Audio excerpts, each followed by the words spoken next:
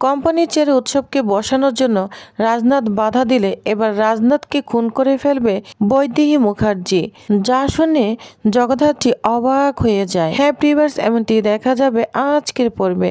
বিস্তারিত জানতে ভিডিওতে একটি লাইক দিয়ে পুরো ভিডিওটি দেখতে থাকুন। গল্পের শুরুতেই আমরা দেখতে পাবো স্বয়ম্ভুকে ফোন দেয় অজানা একটি লোক, বলছে আপনি সরে যান, আপনি পুজোর আগে সরে যাবেন, তা না হলে আপনাকেও বিসর্জন দিয়ে দিব, খুন করে দেব আপনাকে। তখন স্বয়ম্ভু বলে কে বলছেন আপনি, কে বলছেন? তখন বলে আমি যেই বলি না কেন আপনি সরে যান, না হলে আপনি বিসর্জন হয়ে যাবেন। এটা বলে ফোন রেখে দেয়। আর তখনই স্বয়ম্ভুর চিৎকার শুনে সবাই স্বয়ম্ভুর কাছে চলে আসে। শ্রীমতী এবং তার বান্ধবী বলতে থাকে কি হয়েছে, আপনি এরকম কেন করছেন? তখন বলে একটা ওর ফোন এসেছে, আমাকে নাকি খুন করে দিবে, পুজোর আগে না চলে গেলে আমাকে খুন করে দিবে। যা শুনে সবাই অবাক হয়ে যায়। তখনই চিরঞ্জিত নন্দী প্রীতমাকে ডাকতে থাকে। তখন দেখে প্রীতমা শাড়ি পরে চলে এসেছে, হাতে মোবাইল রয়েছে। তখন বলে কি ব্যাপার প্রীতমা, তুমি শাড়ি কেন পরেছ? তখন বলে স্যার পুজো তো এই জন্য শাড়ি পরেছি।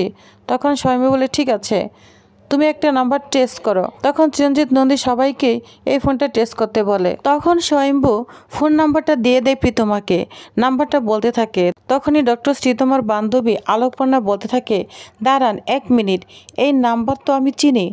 তখন স্বয়ম্ভু বলে কি বলছেন, আপনি চিনেন? তখন বলে হ্যাঁ আমি চিনি, এই নাম্বার তো প্রণবের, মানে আমার বন্ধু যে মারা গিয়েছে তার নাম্বার।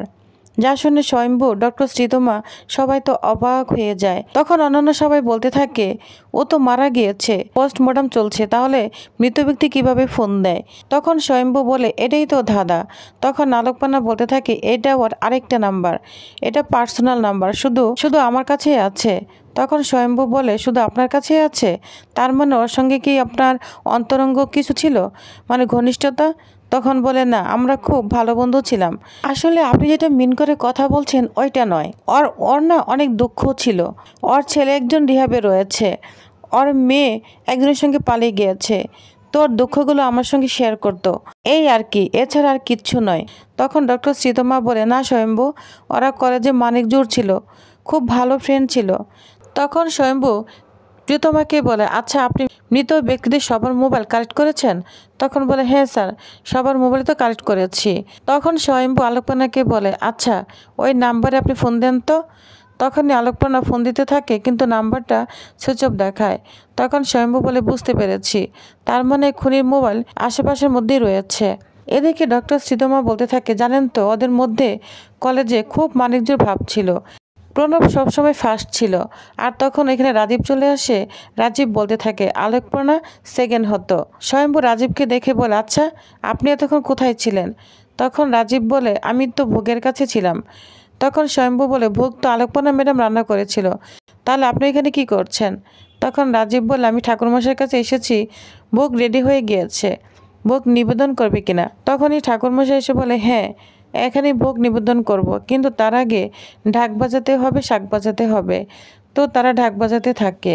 তো সবাই পুজোতে ব্যস্ত হয়ে পড়ে। এদিকে জগদ্ধাত্রী স্বয়ম্ভুকে ফোন দেয়, বলছে স্বয়ম্ভু বর্দি চলে গিয়েছে, সমরেশ দাও চলে গিয়েছে, কাকুন নেই, দুর্গা চলে গিয়েছে, আস্তে আস্তে আমাদের পরিবারটা না ভাঙতে শুরু করছে। জানো তো আমি আর মেনে নিতে পারছি না। স্বয়ম্ভু তুমি কিছু একটা করো না, তুমি পরিবারটাকে আবার বাঁচিয়ে দাও। তখন স্বয়ম্ভু বলে হ্যাঁ জগদ্ধাত্রী তুমি চিন্তা করো না, সব ঠিক হয়ে যাবে, আমি সব ঠিক করে দিব, কিন্তু বিনিময়ে তুমি আমাকে কি দিবে? তখন বলে মাই ডিয়ার হাজব্যান্ড তুমি আমার কাছে কি চাও বলো। তখন স্বয়ম্ভু বলে আমি যে কেসটা নিয়ে এসেছি এই কেসটা এমন কোনো একটা কুলো তুমি আমাকে বের করে দাও, মানে কেসটা সলভ করে দাও। তখন জগদ্ধাত্রী বলে আচ্ছা তুমি আমাকে একটু যতটুকু জেনেছো সবটুকু খুলে বলো। তখন স্বয়ম্ভু জগদ্ধাত্রীকে বলতে থাকে যে ব্যক্তি খুন হয়েছে তার নাম্বার থেকে আমাকে ফোন করা হয়েছে, আমাকে হুমকি দিচ্ছে আমি যদি 24 ঘন্টার মধ্যে এখান থেকে না যাই তাহলে আমাকে খুন করে ফেলবে।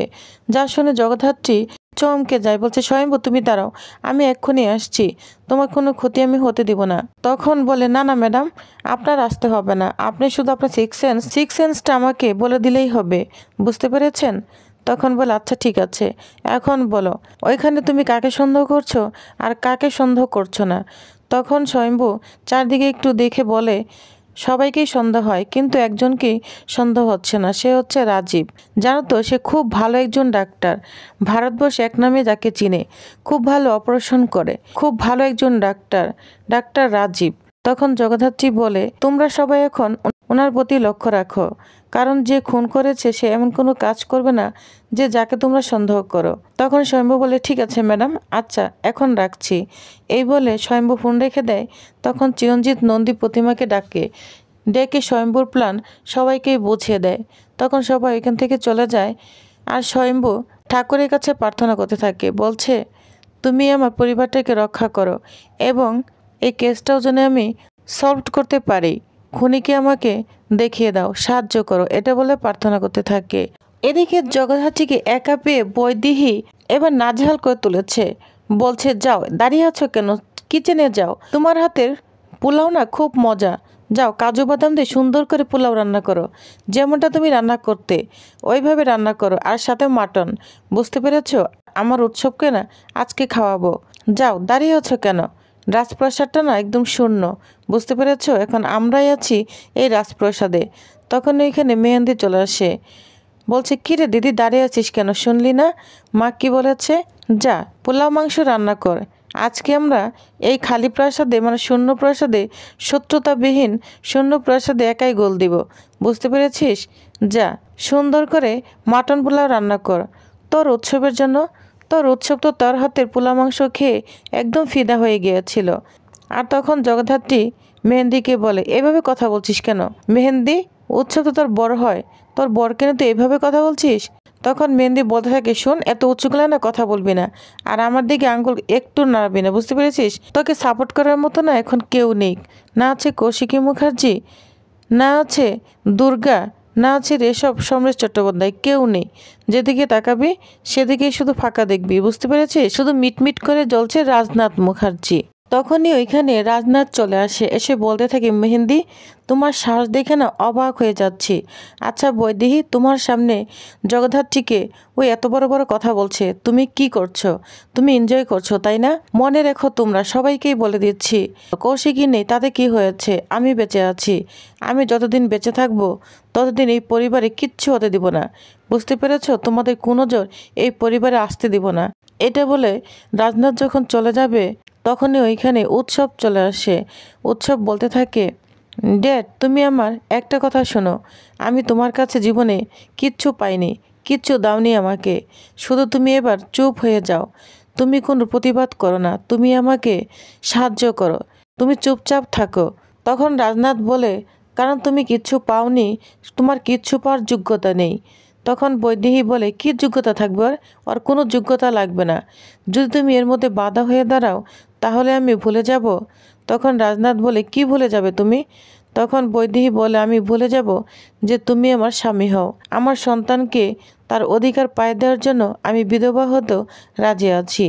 যা শুনে রাজনাথ পুরোই চমকে যায়, আর চোখটা তার ছলছল করতে থাকে। তখন উৎসব বলে, মাম্মি কি বলছো? তখন বৈদেহী বলে, একদম চুপ থাক, তোরা আমার সঙ্গে আর একটা কথাও বলবি না, আমি খুব বড় কথা বলে দিয়েছি।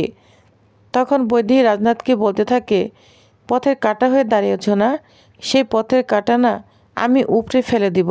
যা শুনে রাজনাথ অবাক হয়ে যায়, আর জগদ্ধাত্রী বৈদেহী মুখার্জির দিকে অবাক হয়ে তাকিয়ে রয়েছে। তো টিউবার্স, তাহলে নেক্সট আকর্ষণীয় পড়বে আরও কী কী থাকছে তো জানতে অবশ্যই আমার সাথেই থাকুন। ধন্যবাদ।